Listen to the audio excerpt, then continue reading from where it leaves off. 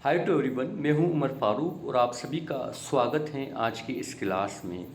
आज की इस क्लास में हम राष्ट्रीय आंदोलन का जो प्रथम चरण है उदारवादी चरण, उसके बारे में बात करेंगे। उदारवादी चरण 1885 से शुरू होता है और 1905 तक ये चलता है। तो चलिए शुरू करते हैं आज की इस क्लास को।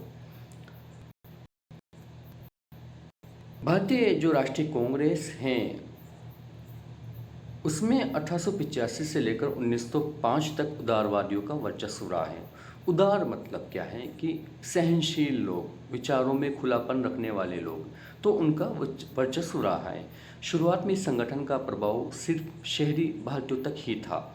इस दौर के जो कांग्रेसी नेताओं को उदारवादी अथवा नरमपंथी इसलिए कहा जाता था क्योंकि इनका जो लक्ष्य है वो अनुनय विनय है, यानी रिक्वेस्ट करना है, प्रतिवेदन एप्लीकेशन देना है, भाषण तथा लेखों आदि के माध्यम से ब्रिटिश जो हुकूमत हैं उनके सामने अपनी मांगों को प्रस्तुत करना था। क्योंकि जो कांग्रेस की स्थापना का जो मूल विचार था वो ये था कि शांतिपूर्वक ब्रिटिशों के साथ, अंग्रेज़ों के साथ मिलकर राजनीतिक और सामाजिक सुधार करना है। ये कांग्रेस की स्थापना का मूल विचार था। तो इसमें कहीं भी हमें उग्र रूप से अपने आंदोलन को नहीं बढ़ाना है, यानी कि आपको एप्लीकेशन, रिक्वेस्ट, अपनी मांगें बतानी हैं। तो ये उदारवादी चरण में सारा काम होता था।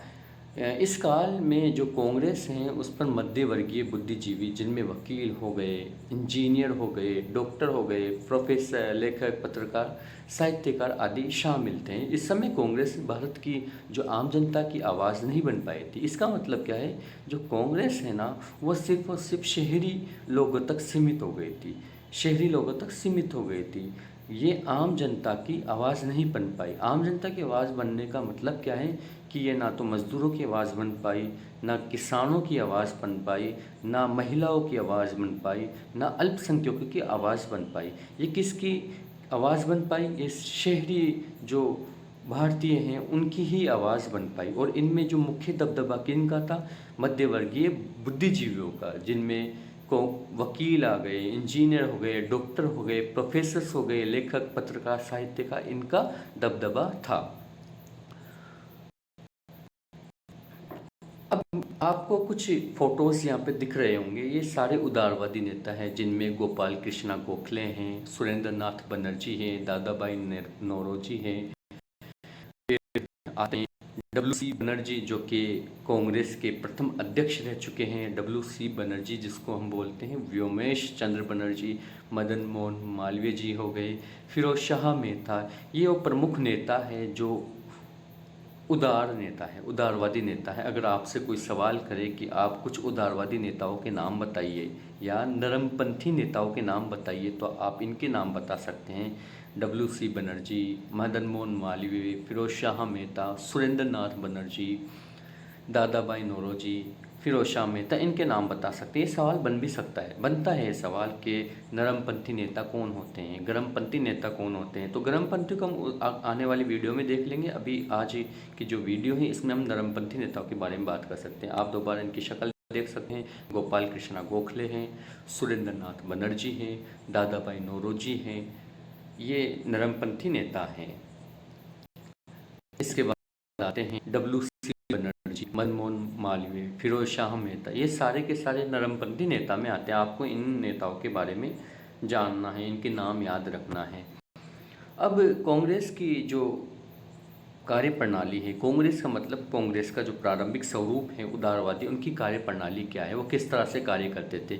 यानी कि वह अधिवेशन बुलाकर प्रस्ताव पारित करते थे, प्रार्थना पत्र लिखते थे ब्रिटिश हुकूमत के सामने, और इसके लिए ब्रिटेन में जो अपनी मांग है उसको पूरी करवाने के उद्देश्य से उन्होंने दादा भाई नौरोजी की अध्यक्षता में 1887 में भारतीय सुधार समिति का गठन किया है। तो आपको ये फैक्ट याद करना है कि जो दादा भाई नौरोजी हैं उनकी अध्यक्षता में भारतीय सुधार समिति का गठन किया गया। और ये कब किया गया था? ये किया गया था 1887 में। कहाँ पे किया गया था? ब्रिटेन में किया गया था। तो सवाल क्या बन सकता है कि किसकी अध्यक्षता में भारतीय सुधार समिति का गठन किया गया?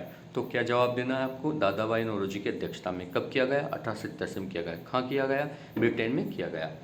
इसके अलावा बात नहीं है कि जो उदारवादियों की मांग है उस पर सरकार ने भारतीय व्यय की समीक्षा हेतु रेलवे आयोग का गठन किया गया है। यानी कि उदारवादियों की मांग ये थी कि जो कुछ खर्च हो रहा है भारत से, जो कुछ खर्च हो रहा है उसकी समीक्षा करें। तो उसके लिए एक आयोग बनाया गया है, उसका नाम है रेलवे आयोग।